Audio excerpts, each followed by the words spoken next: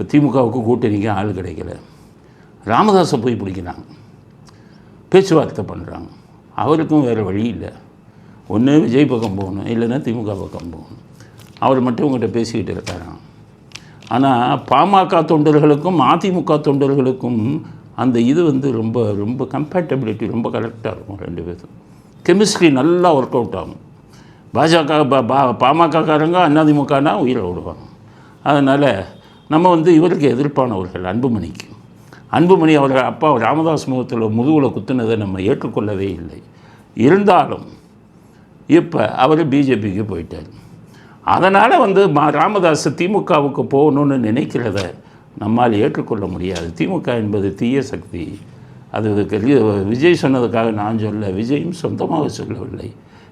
எம்ஜிஆர் 1977 சொன்னது தான் அவங்க சொல்கிறாரு, திமுக தீய சக்தின்னு.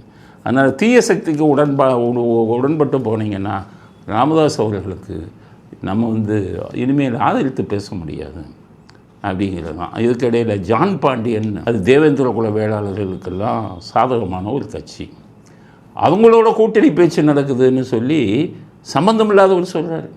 ராமதாஸ் இன்னும் பேசிக்கிட்டு இருக்காரு. அப்புறம் ஜான் பாண்டியன் வந்துக்கிட்டு இருக்காரு. இப்படி பல பேர் வர்றாங்க. ராஜகண்ணப்பன் சொல்கிறார், திமுக தலைமையில் சொல்லணும். ராஜகண்ணப்பன் சொல்கிறாரு, நாங்கள் ஜான் பாண்டியனோட இது பண்ணுறோம் கூட்டணி. ஜான் பாண்டியன் போன எம்பி எலெக்ஷனில் பாஜகவோட இருந்தவர். இப்போ ஜான் பாண்டியன் ஏன் சொல்கிறாருன்னா, அவர் நிற்க போகிறது முதுகுளத்தூர், அங்கே ஆட்டம் கண்டு போச்சு. அங்கே இருக்கிற திமுக மாவட்ட செயலாளர்களே ஒரு தோக்கடிக்கணும்னு உறுதியாக இருக்கிறார். நம்ம தோற்று போயிடுவோமோன்னு சொல்லி அங்கே கொஞ்சம் தேவேந்திர குல வேளாளர்கள் அதிகம்.